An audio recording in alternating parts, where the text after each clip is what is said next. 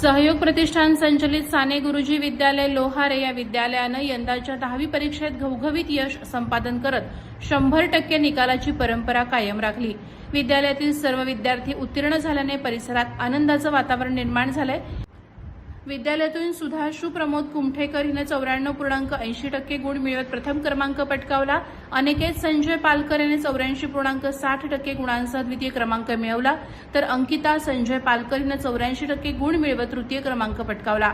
विशाखा नितीन पवार हिने 83% गुणांसह चतुर्थ क्रमांक मिळवला असून अंकिता गणेश गोळे हिने 79.80% गुण मिळवत पंचम क्रमांक प्राप्त केला।